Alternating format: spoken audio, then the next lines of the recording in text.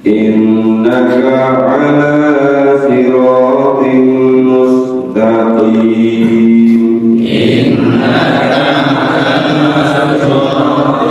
mustaqim wa innahu ladzikrun laka wa liqaumika wa sawfa tus'alun wa innahu ladzikrun laka wa liqaumika wa sawfa tus'alun was'al man arsalna min qablika min rusulina was'al man arsalna min qablika min rusulina aja'alna min dunir rahmani alihatan yu'badun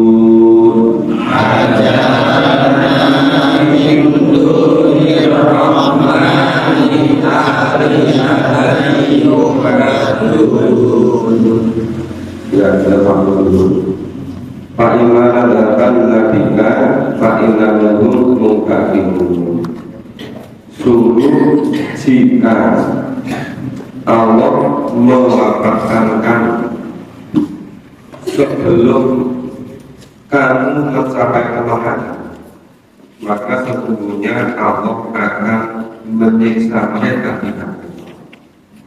Jadi masih hubungannya antara Nabi Muhammad dengan orang-orang kafir, orang-orang kafir di Mekah. Nah, jika orang-orang kafir itu berusaha memusuhi, menyakiti Nabi dan para sahabat, dan seandainya ada di antara sahabat itu yang meninggal karena siksaan tekanan dari orang-orang kafir. Nah, maka nanti Allah yang akan membalas orang-orang kafir itu akan disiksa besok di hari akhir. Audarian akan nanti wa'adanahu atau kami memperlihatkan kepadamu azab yang telah kami Allah ancamkan kepada mereka. Fa'inna alaihim muqtadirun, sesungguhnya Allah berkuasa atas mereka. Dan ketika periode maka selama 13 tahun itu Nabi dan para sahabat itu belum boleh membalas supaya bersabar tidak boleh membalas. Nah, jika mereka terus memusuhi, kemudian ada di antara sahabat Nabi yang meninggal, nanti Allah akan membalaskan mereka disiksa di akhirat. Nah, atau kalau memperlihatkan kepadamu itu apa yang memperlihatkan itu berupa azab yang telah diancamkan kepada mereka. Maksudnya apa itu? Yang diancam pada mereka itu, yang dijanjikan pada mereka itu kemenangan Nabi Muhammad dan para sahabat dan kehancuran orang-orang kafir, orang muslim. Jadi orang-orang kafir, orang muslim itu akan dikalahkan, akan dihancurkan. Maka perintah Allah fastamsik billadzi uhiya ilaik, maka berpegang teguhlah kamu kepada agama yang telah diwahyukan kepadamu. Jadi ini fi'il amar, perintah.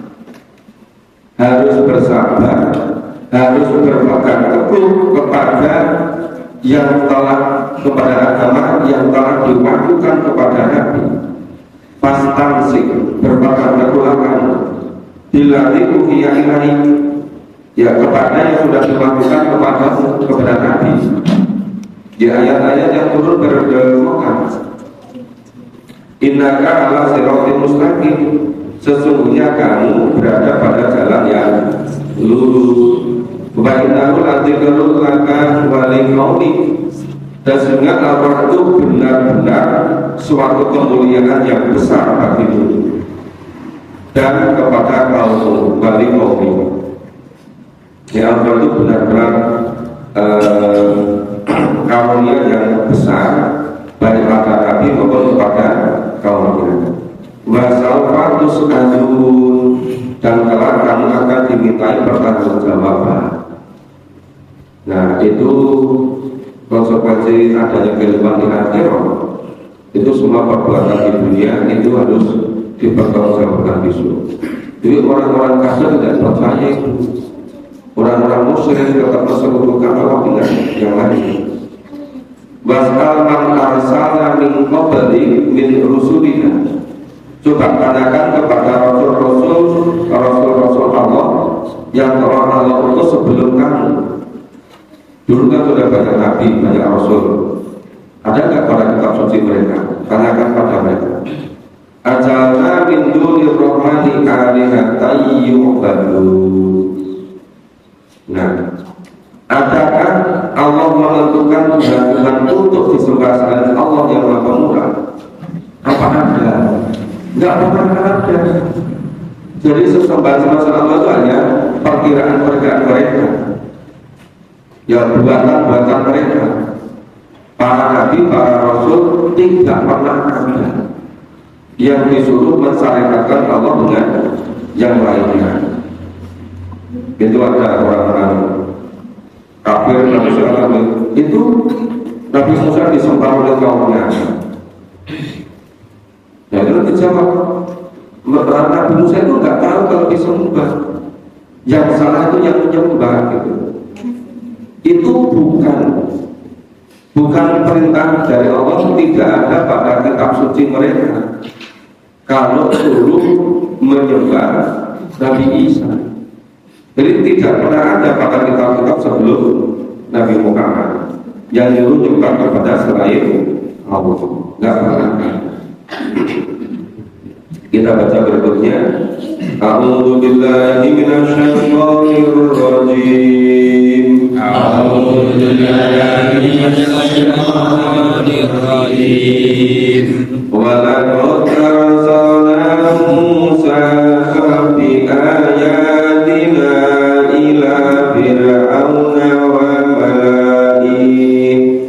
Wa laqad arsalna Musa bi ayatina ila fir'auna wa mala'ihi. Wa qala inni rasul rabbil alamin.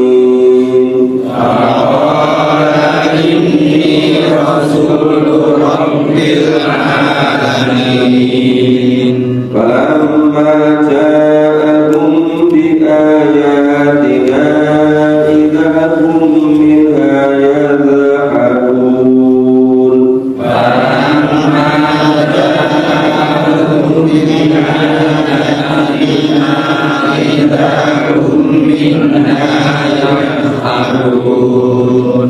Wa ma urihim min ayatin illa hiya akbaru min ukhtiha.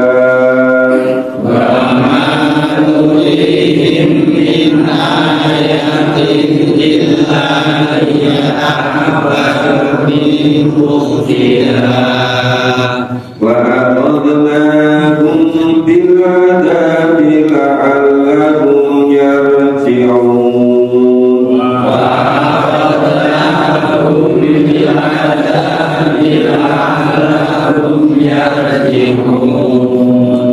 Wa qalu ya ayyuhas sa'ilu ud'u lana rabbak.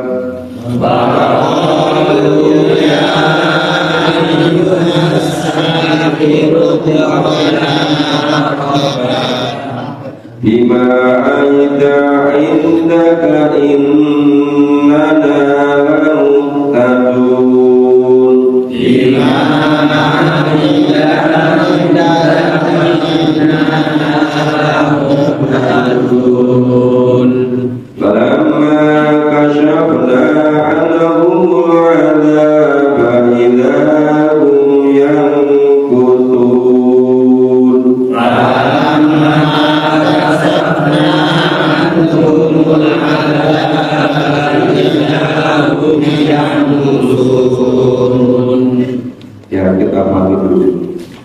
wa arsala Musa, dan sungguh Allah mengutus Musa di ayatina, dengan ayat-ayatnya, dengan mukjizat-mukjizatnya, ila Fir'aun wa mala'i, kepada Fir'aun dan pemuka-pemuka kaumnya.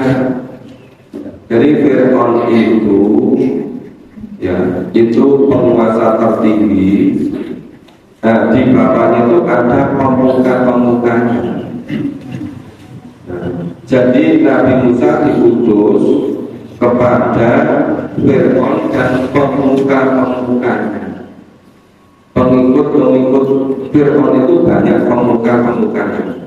Bisa jadi wakalai Pakola ini Rasulullah Musa berkata, sesungguhnya aku ini seorang Rasul Rabbil Alamin, utusan dari Tuhan seluruh sekalian alam. Para maja'akum bi ayatina, maka setelah dia Nabi Musa itu mendatangi mereka dengan membawa ayat-ayatnya, dengan membawa mukjizat, idza hum minha yatahaddu, serta mereka itu yatahaddu, menertawakan. Tertawanya gimana? Loh, Musa, kamu itu siapa? Kamu itu bukan diri. Kamu itu anak yang tidak jelas, kemudian dipungut dari sungai, udah disangka di istana. Lu malah sekarang kok mengatakan dari Rasul, utusan dari Tuhan seluruh sekalian alam. Jadi yang berlaku, mereka mempertawakan Nabi Musa. Wa ma nurihim min ayatin illa ya'adzabaru min ukhtiha. Dan tidaklah Allah memperlihatkan kepada mereka suatu mukjizat kecuali mukjizat lebih besar dari mukjizat sebelumnya. Jadi mukjizat yang Allah berikan kepada Nabi Musa itu mukjizat yang besar yang belum pernah diberikan kepada sebelum-sebelumnya. Karena yang dihadapi Nabi Musa itu betul-betul luar biasa. Karena koalisi sinergi antara tiga kekuatan besar. Ya, Fir'aun itu penguasanya, Qarun itu konglomeratnya, Haman itu teknokratnya, saintisnya. Maka di situ Allah membekali Musa dengan mukjizat-mukjizat yang lebih besar yang belum pernah diberikan kepada nabi-nabi sebelumnya. Wa aqadnahum bil 'adabi la'allahum yarji'un, dan Allah timpakan kepada mereka agar mereka siapa? Mereka yang menentang Nabi Musa.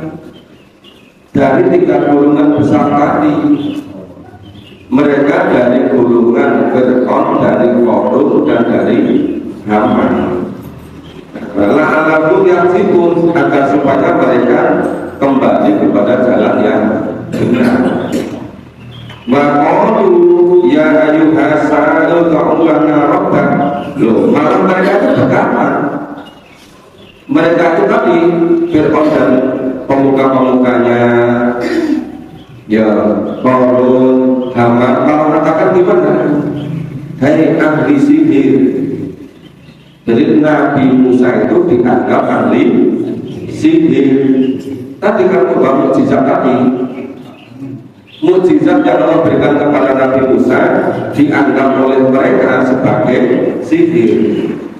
Hai ahli sihir, ud'u lana rabbak, ya berdoalah kepada Tuhanmu.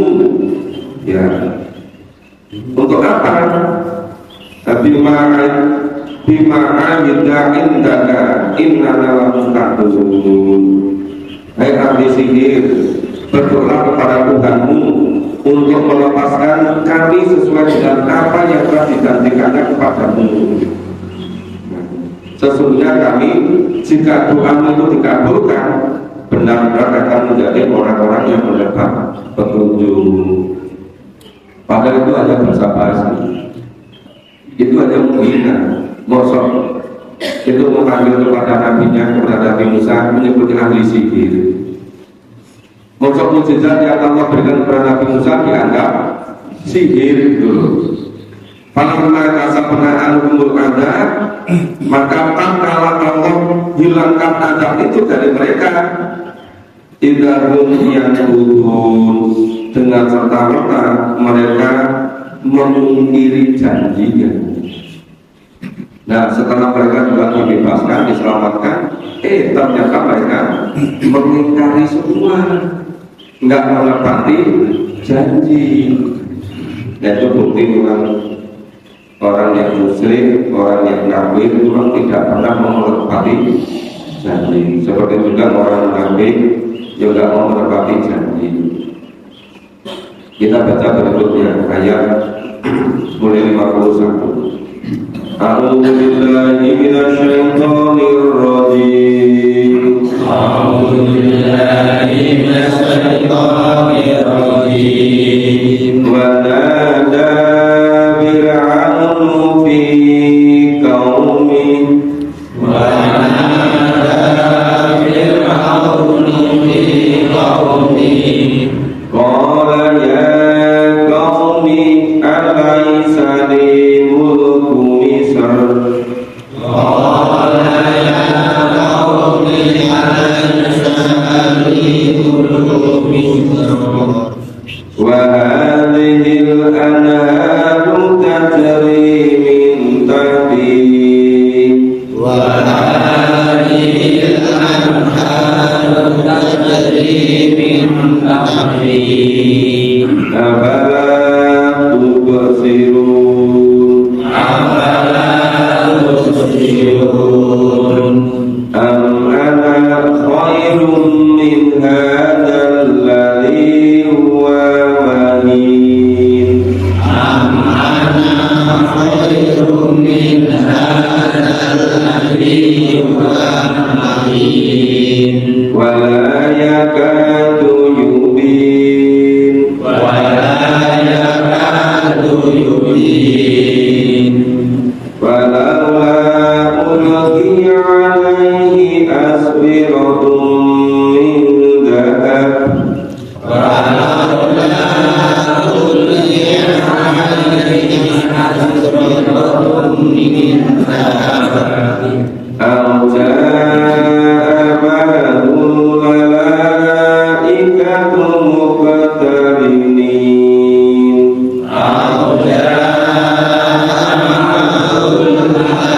malaikatu muqtarinin fastaqaffa qawmahu falaqahu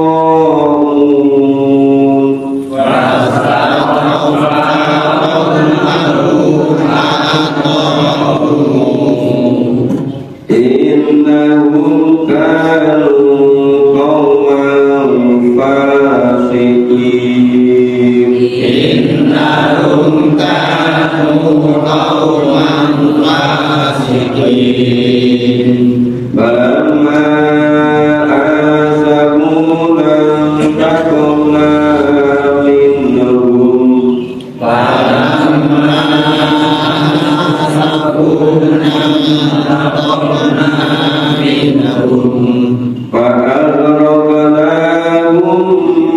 ajma'in وَأَغْرَقْنَاهُمْ أَجْمَعِينَ فَجَعَلْنَاهُمْ سَلَفًا وَمَثَلًا لِلْآخِرِينَ وَجَعَلْنَاهُمْ سَلَفًا وَمَثَلًا لِلْآخِرِينَ Ya, kita pahami dulu. Wa ada Fir'aun fi qaumi, dan Fir'aun berseru kepada kaumnya. Qala ya qaumi alaysa li mulku Misr.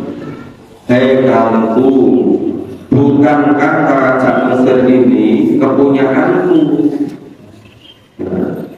Dan bukankah sungai sungai ini mengalir di bawahku. Nah, itu wahadil anharu, dan bukankah sungai-sungai ini tajri mengalir min tahti di bawahku. Apakah tubsiru, apa kamu semuanya tidak memperhatikan? Nah, jadi ceritanya Fir'aun itu merasa mengangkat diri sebagai Tuhan. Nah, makanya dia merasa memiliki kekuasaan kerajaan, bahwa Mesir itu semuanya miliknya, dan sungai-sungai yang mengalir itu ada di bawah dia. Sungai Nil yang besar itu dianggap mengalir di bawah dia. Nah, apa nggak bisa memperhatikan itu? Am-ada galutin hadzal ladzi huwa mahid. Bukankah lebih baik dari orang yang hina ini?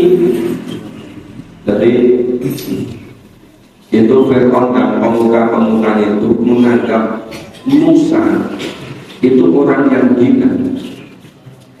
Kemana-mana adalah orang yang hina, yang asalnya itu hanya dipungut dari sungai gitu.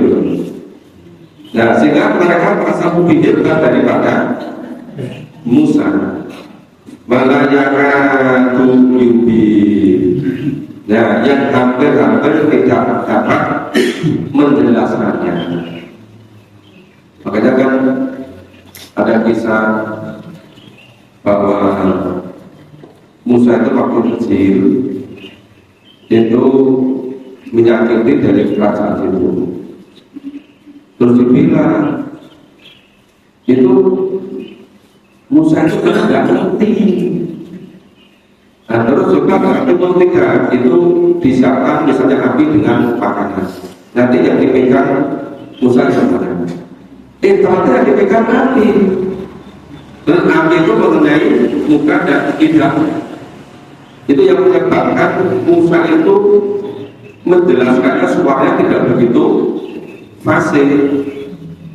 Nah, makanya Musa memohon kepada Allah agar ditemani oleh saudaranya yang bernama Harun. Akhirnya Harun juga diangkat jadi nabi sebagai kawan dari Musa. Karena yang dihadapi sangat lupa Fir'aun dan pemuka-pemukanya.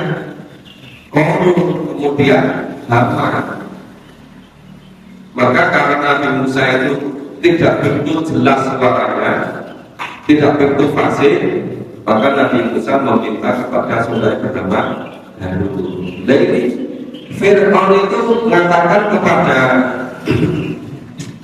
Nabi Musa, "Fastaghafa qaumahu fa'aqamu." Tadi yang sebelumnya dulu ya, masih ayat 52. Bukankah lebih baik dari orang yang hina ini?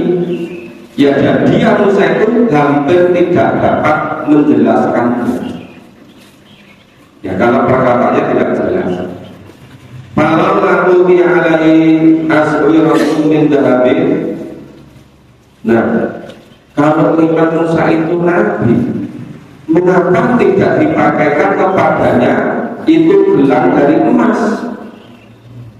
Itu kalau mungkin tradisi dulu di kerajaan Fir'aun sana di Mesir sana, itu kalau dinubuatkan jadi penguasa itu dilantik, disumpah, diangkat pakai perhiasan, pakai gelang kalung untuk kebesarannya. Jadi dia berkata, kenapa? Kalau dia itu nabi kok nggak dipakaikan kepada itu gelang dari emas? Amat saya akan mengalami kartu kotak ini. Ada mengapa malaikat tidak datang bersama-sama dia untuk mengiringinya? Kenapa nggak diiring oleh para malaikat waktu pengangkatan menjadi nabi? Jadi pikiran mereka itu aneh-aneh. Padahal Musa itu kan diangkat jadi nabi ketika ketika Musa masih pemuda itu lewat di suatu padang rumput, ada dua gadis yang memegangi ini tali kambingnya. Dan ditanya oleh Musa, kenapa kamu kok di situ? Di dua gadis tadi jawab, itu mengantri minumkan kambing ini. Cuma di sana itu laki-laki semua. Biar kita selesai dulu, kalau mereka sudah selesai, baru dia dengan.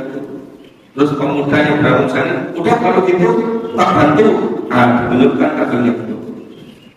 Tadi minumkan, terus yang dua gadis tadi pulang lapor pada bapaknya. Bapaknya gadis itu namanya Nabi Soleh. Nah, Nabi siap tanya, dan kalau si muda sedang, kok cepat banget? Kok cepat sekali tadi meminumkan kambingnya? Nah, gadisnya bilang, iya Pak, tadi dibantu oleh pemuda. Pemudanya cekapan cuma tampak lagi. Terus bilangnya apa? Sebetulnya Abi atau bapak itu perlu supaya dibantu oleh dia. Kan bapak semakin tua, nanti yang menggembalakan kambingnya siapa? Sedangkan Nabi itu perempuan semua. Terus Nabi semua bilang pada muridnya, udah, nah kalau gitu coba panggil pemuda itu. Nah terus si putri tadi mencari lagi Nabi Musa, dipanggil, pemuda, kamu dipanggil bapakku, gitu kan? Nah terus ketemu ke rumahnya Nabi Suhaib. Terus sampai di rumah, nah si Nabi Suhaib ini kelihatannya memang pemuda ini cekatan ini, bertanggung jawab ini. Nah, terus bilang, gini Yona, coba kalau kamu mau, kamu bantu di rumahku selama 8 tahun. Tapi kalau dibenahi 10 tahun akan lebih bagus. Nanti kalau sudah genap 10 tahun atau minimal berapa tahun, kamu saya akan nikahkan dengan putrimu. Nabi kata Musa dengan Nabi, mana itu? Sudah membantu Nabi Suhaib selama 10 tahun. Jadi ternyata itu Allah ingin mendidik Musa supaya belajar, pertama jadi penggembala, kedua belajar pada Nabi Suhaib selama 10 tahun. Setelah 10 tahun, ya Musa ini akan kembali. Kan cuma dia di Madian ngikut Nabi Suhaib mau pulang ke Mesir. Nah ketika pulang mulai malam hari, udaranya dingin. Lah istrinya Musa ini, putrinya Nabi Suhaib itu kedinginan. Bilang, itu di sana kok ada api. Nah, tunggu di sini ya, saya ke sana mengambil api itu untuk memanaskan itu. Nah, setelah sampai sana, ternyata itulah saat Musa diangkat oleh Allah jadi Nabi. Nerima wahyu ya pertama itu. Nah, itu kemudian ini kalau katakan kalau dia diangkat jadi Nabi, kenapa kok nggak dikalungi emas, nggak dikasih gelar dari emas, atau kenapa kok tidak diangkat oleh malaikat? Maka pengangkatan jadi Nabi. Itu ngomongnya Fir'aun itu. Maka falamma sabunan taqamna minhu, maka apabila mereka membuat Allah murka. Karena Pak Allah murka menghinakan Nabi Musa, kemudian memuji Nabi Musa, maka fa'alna buka jemain. Nah, maka Allah menghukum mereka dengan cara apa? Allah menenggelamkan mereka semuanya. Jadi kisahnya panjang, cuma ini inti-intinya. Jadi itu kan kemudian Fir'aun dengan seluruh pembesar-pembesarnya mengarahkan seluruh bala tentaranya. Kemudian mau membunuh Musa. Musa dikejar-kejar. Terus ketika sudah mepet sama laut Merah, di depannya laut, di belakangnya Fir'aun dan bala tentaranya. Allah perintahkan kepada Nabi Musa, pukulkan tongkat itu. Begitu pukulkan, lautnya dari jalan. Terus Nabi Musa berkata lewat di laut itu yang dari jalan di laut itu. Begitu sudah lewat sudah sampai berat lagi. Nabi Musa ingin memukul tongkatnya lagi supaya, tapi Allah berkata jangan dulu. Biar Fir'aun dan bantanya masuk dulu ke laut gitu loh. Nah setelah masuk ke laut semua, tongkatnya dibuka lagi, kemudian Fir'aun bantanya mau tenggelam di situ. Saat mau tenggelam itu tinggal beberapa menit sebelumnya, itu Fir'aun mengatakan ingin tobat, ingin beriman kepada Tuhannya Nabi Musa. Itulah yang sudah bisa diterima. Kenapa? Sudah terlambat. Ketika masih jadi penguasa, karena perkasa, memusuhi Nabi. Tapi ketika ajal sudah mau datang, tinggal bentar, sudah hilang itu. Nah, ingin bertobat, ingin beriman kepada Tuhannya Nabi Musa. Makanya itu menjadi dasar bahwa orang itu sesombong apapun, orang itu ya setakabur apapun, merasa dunia ini miliknya, bisa-bisa mau bikin skenario apa saja gitu. Itu nanti ketika menjelang ajal dia pasti menyesal, dia sadar itu penyesalan yang luar biasa sudah tidak ada gunanya karena nggak ada kesempatan lagi. Nah ini juga begitu.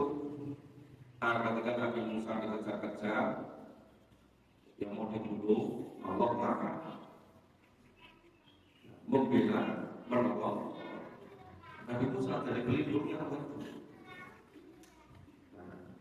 Akhirnya Fir'aun dan bala tentaranya tenggelam di laut. Itu baru DP siksa di dunia, baru kecil-kecilan. Begitu nanti dia meninggal dalam kubur, itu sisa lebih lama lagi. Debat sejak Nabi Musa tenggelam, itu sampai nanti yang nikah dibaca itu bisa jutaan tahun loh. Itu disisa terus loh. Padahal sampai dia ada berapa tahun umurnya itu? Mungkin kurang lebih 100 tahun, tapi sejanya dikubur bisa jutaan tahun. Di neraka kondisinya bisa apa? Itu semua jadi apa? Faja'alnahum salafan wa matalan lil akhirin. Itu semua Allah jadikan sebagai pelajaran, sebagai contoh bagi orang-orang kemudian lil akhirin. Ya semula ini untuk Nabi Muhammad dan para sahabat. Kisah ini supaya Nabi dan para sahabat itu betul-betul pulang keyakinannya. Nah sampai sekarang setiap ayat ini kita baca, ini juga sebagai pelajaran bagi kita yang membaca. Maka kenapa orang-orang yang selalu membaca ayat-ayat surat-surat Makkiyah itu pasti semakin kuat imannya. Kalau banyak kisah, yang kisah itu sebetulnya itu pelajaran supaya semakin kuat keimanannya itu. Begitu orang yang beriman itu disia-siakan, disiksa oleh orang-orang kafir dan musyrik, Allah pasti jadi pelindungnya, Allah menjadi walinya, Allah jadi penolongnya. Makanya kalau dalam situasi kondisi yang orang sering membuat fitnah, orang sering menggunjing, orang membuat isu macam-macam, udahlah ingat aja sama kisah-kisah dalam Al-Quran. Dulu juga begitu, bukan hal yang baru gitu. Supaya keimanan kita menjadi kuat. Kita baca yang berikutnya.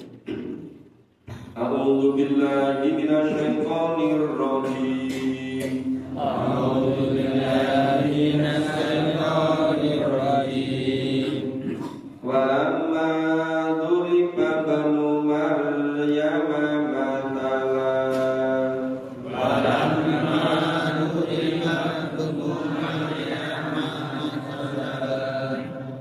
Idza qaumuka منه يصدون إذا رأوك منه يصدون وقالوا أآلهتنا خير أم هو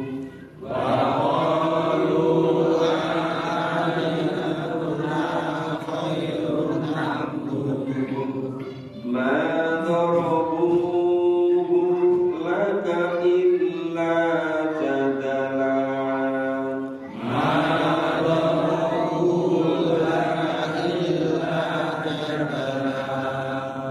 بل هم قوم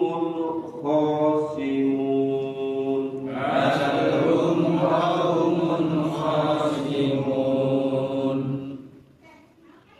إذ هو إلا عبد أنعمنا عليه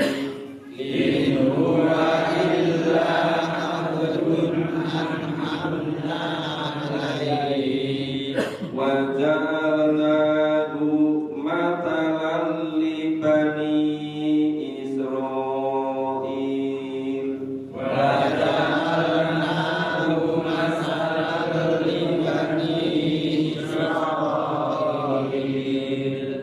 ولو نشاء لجعلنا منكم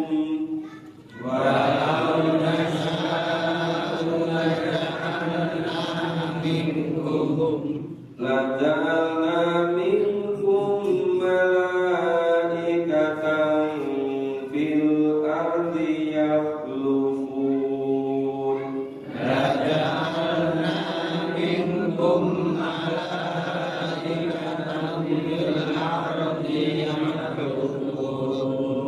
وإنه لعلم للساعة فلا تمترن بها واتبعون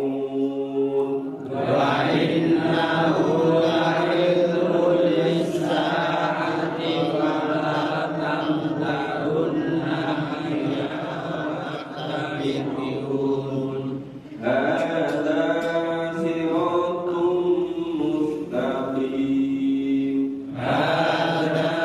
صراط مستقيم ولا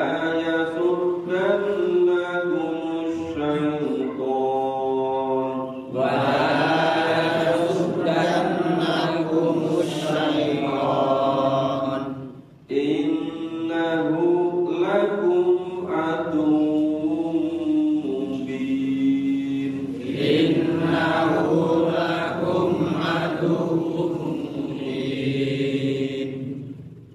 Tadi kisah Nabi Musa.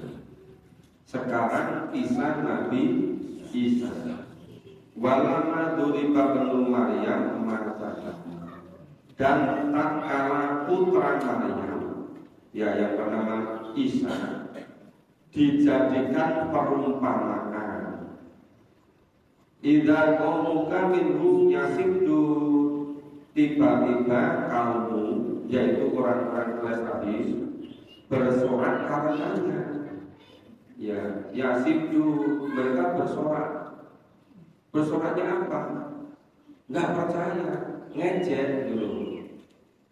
Wa qalu a'alihatuna khairun anhu.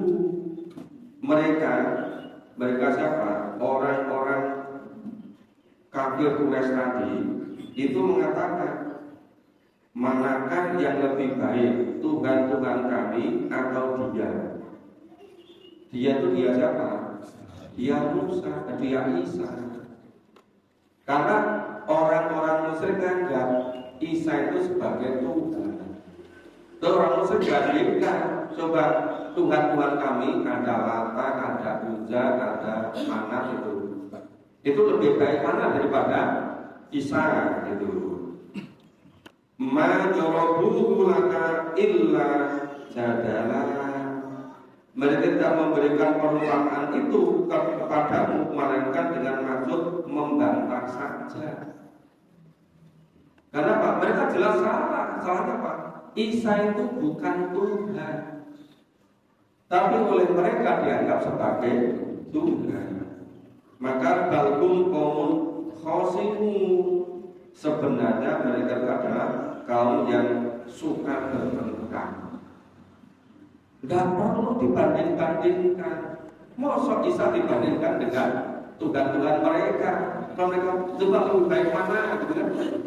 Nah, itu kan bukan orang-orang gaya itu. Tapi karena mereka senang itu dikit-dikit dipertengkarkan, dikit-dikit dipertengkarkan. In huwa illa abdul kana'an lana alaihi. Isa tidak lain hanyalah seorang hamba Allah, nah, yang Allah berikan kepadanya nikmat. Terus, dan kami jadikan dia sebagai tanda bukti untuk Bani Israel. Wa ja'alnahu, nanya kembali pada Allah, punya kembali kepada Isa. Wa ja'alnahu matalan li Bani Israel. Jadi itu ya diutus kepada Bani Israel. Walau nasa'u la ja'alna minkum malaikatan. Nah, kalau kami kehendaki benar-benar Allah jadikan sebagai gantimu di muka bumi ini malaikat-malaikat yang turun-temurun. Ya, itu wa ja'alna minkum malaikatan fil ardi yahlufun, turun-temurun. Tapi ini kata laut itu tidak pernah terjadi. Nah, cuma perumpamaan tapi tidak pernah terjadi. Nek modal sini, ya kalau Allah mau, ya Allah menjadikan malaikat aja turun-temurun terus itu. Malaikat kan makhluk bohong. Kita manusia masuk makhluk yang musyahadah, yang kasar mata, berbeda. Maka ini hanya perumpamaan untuk melemahkan anggapan orang-orang musyrik tadi. Ba'innahu la'ilmu lisa'ati falatangtanuna biha wattabi'un. Sesungguhnya ya, turunnya Isa itu pertanda akan datangnya hari kiamat. Falatangtanun, falatangtanuna biha wattabi'un. Karena itu janganlah kamu ragu-ragu tentang hari kiamat itu. Hada siratul mustaqim. Maka tapi ikutilah, ini adalah jalan yang lurus.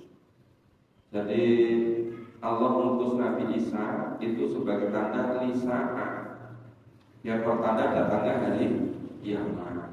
Palakam tarun nabiha fatabihu.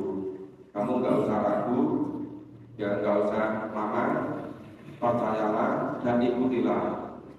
Hada siratul mustaqim, ini jalan yang lurus.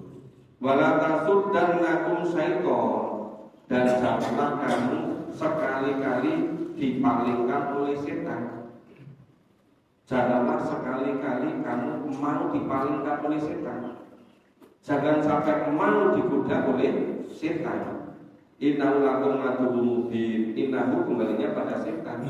Sesungguhnya setan itu betul-betul lakum bagi kamu ngadu mubin, musuh yang nyata. Ini reportnya Allah sudah berfirman, setan itu jadi musuhmu yang nyata. Ini kenapa Muhammad bersahabat dengan setan? Kenapa menjadikan setan sebagai sohibnya? Di situ awal mula kesalahannya. Jelas dari awal setan itu musuh yang nyata, kok malah dijadikan sohib, dijadikan teman akrab. Ya, pagi ini sampai ada 60 bulan. Insya Allah kita lanjutkan besok pagi. Syukur besok pagi bisa selesai surat al-Baqarah. Jadi sudah cukup sampai di sini. Semoga Allah memberikan kekuatan keinginan, kekuatan keimanan untuk selalu istiqomah memahami dan mengamalkan apa yang ditunjukkan oleh Allah. Kami bersama dengan berkat Allah dan berkat Allah ini